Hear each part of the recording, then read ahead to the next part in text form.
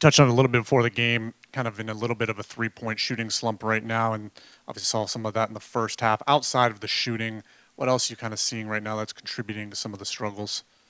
It's maybe a little bit, not as evident as the shooting necessarily. Yeah, I would just say overall, I think tonight was one of those nights, like you said, it's not about shooting, it's not about offense, it's about just trying to impact winning and try to play hard and compete and be the team that we say we want to be. Be the team that I thought showed up at practice yesterday and is obsessed with daily improvement. And I just feel like that first half wasn't really a depiction of who we are and who we say we want to be. And so I just think that we got to kind of regroup and think about how we can, going forward, and Washington being the next test, come out and be just a little bit more competitive, a little bit more physical, try to do something that adds some resistance to the other team.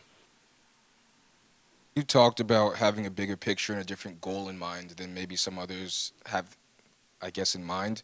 When you talk about the physicality or the intensity, that's where it should start. So what do you do to try and get back to the style of basketball that you want to see? Yeah, I think that, to that point, we just got to play the guys that actually embody those things. And going forward, we're going to do our best to try to just, I think everyone's going to take a look in the mirror and figure out how we can be a little bit more like that group that was in the second half and, scored 70 points and did a better job of defending and having some physicality and contesting at the rim and rebounding and offensively sharing the ball. And so just want to continue to have guys out there that embody the stuff that we talk about on a day-to-day basis and just focused on being us and trying to impact winning at the highest level.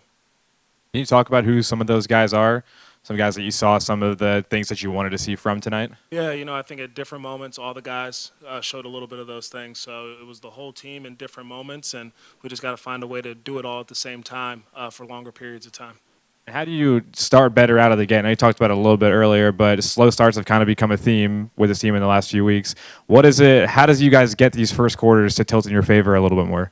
Yeah, I think it's what we just talked about, coming out, executing the game plan, defending at a higher level, offensively, just trying to do the things that we practice and talk about and having good running habits and trusting the pass and hopefully making a couple more of those layups and easy looks that I think that we are creating.